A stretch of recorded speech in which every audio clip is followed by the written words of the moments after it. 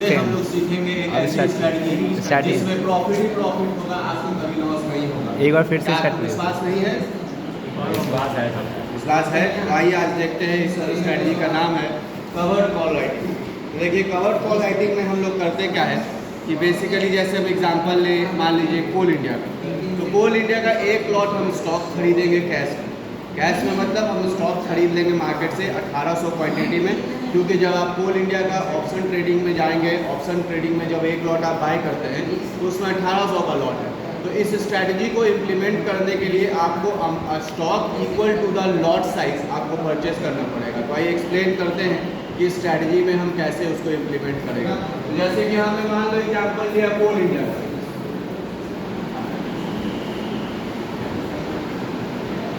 तो सपोज करो कि कोल इंडिया का प्राइस चल रहा है अभी मार्केट में से फॉर एग्जांपल 502 रुपये के आसपास, ठीक है ना। एग्जैक्ट प्राइस हम नहीं बता पा रहे हैं, अभी हमारे पास डिजिटल बोर्ड नहीं है। आप लोग सब्सक्राइब कीजिएगा, लाइक कीजिएगा और पैसा बरसेगा तो डिजिटल बोर्ड लगा लेंगे। कोल इंडिया का से फॉर एग्जांपल प्राइस चल रहा है अभी 502 रुपये। तो हमें इस स्ट्रैटेजी को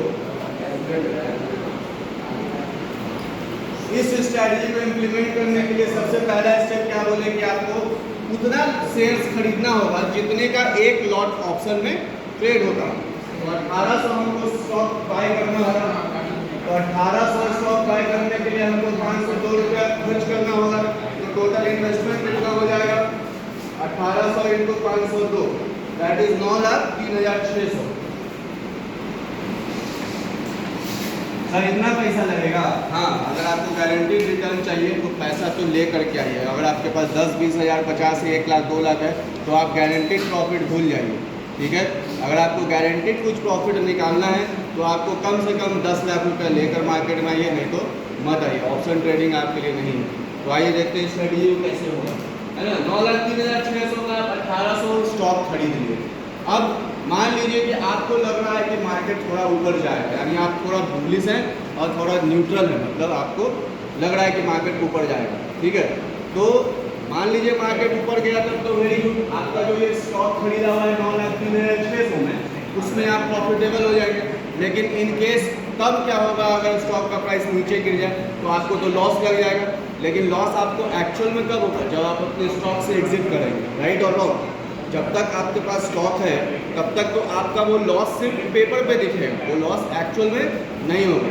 लेकिन हमें जब ट्रेड करना है तो ट्रेडिंग का हमारा इंटेंशन क्या होता है? हमारा रोजी रोटी चलना चाहिए, यानी कुछ ना कुछ पैसा आना चाहिए। तो हम क्या करेंगे, इस लॉट के अगेंस्ट में एक दूर का कॉल सेल करते हैं। दूर का कॉल मतलब कि जैसे अभी 502 रुपये स्पॉट चल रहा है, हम 510 का या 515 का कॉल को सेल कर देंगे। तो देखो कॉल को सेल करेंगे तो क्या होगा, मान लो हम कोल इंडिया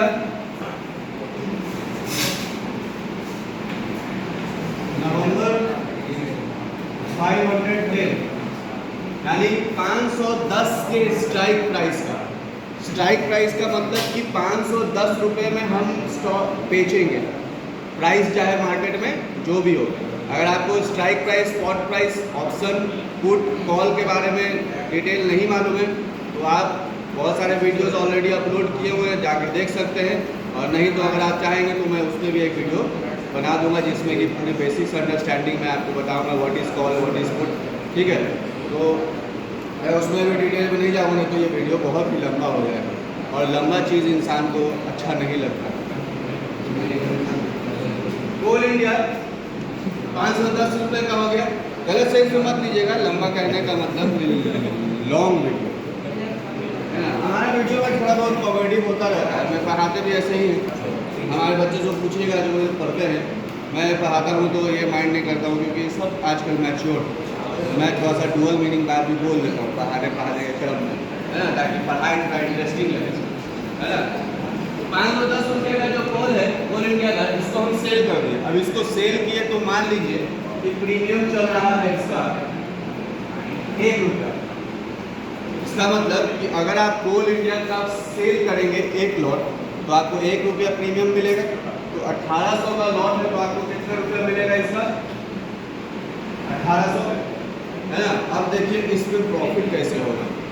हमने कॉल सेल किया, कॉल सेल करने का मतलब कि 510 रुपये में हम कोल इंडिया के स्टॉक को सेल करेंगे, ठीक है, ऑन एक्सपायरी, जिस दिन कॉन्ट्रैक्ट एक्सपायर होगा, rather then in spite of कि मार्केट में कोल इंडिया का प्राइस कुछ भी हो।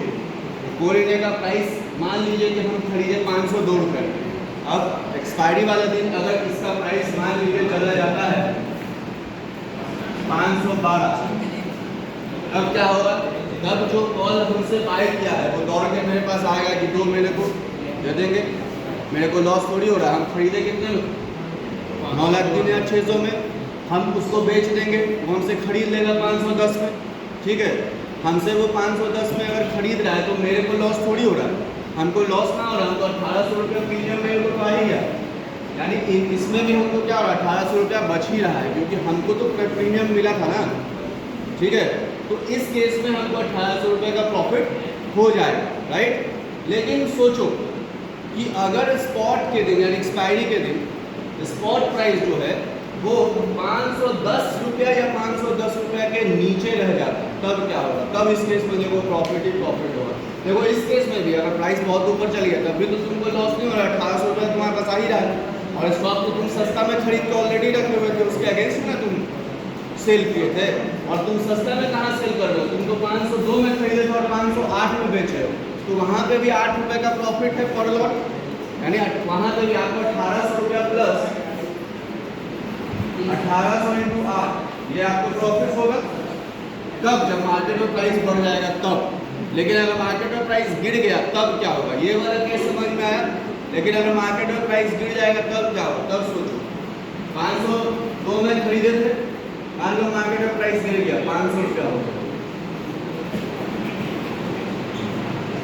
500 इंटू 1800, उस केस में इसका मार्केट वैल्यू कितना हो जाएगा, 9 लाख रुपया। कितना हो जाएगा मार्केट वैल्यू, 9 लाख। अच्छा तुम खरीदे कितने में थे, 9,03,600 में, तो ये जो लॉस दिख रहा है 9,03,600 में खरीदे थे, लेकिन उसका प्राइस मार्केट में कितना हो गया, 9 लाख। ये जो लॉस दिख रहा है ये एक्चुअल लॉस नहीं है, क्योंकि एक्चुअल लॉस कब होगा, जब तुम इस स्टॉक को मार्केट में सेल करोगे इस प्राइस पे।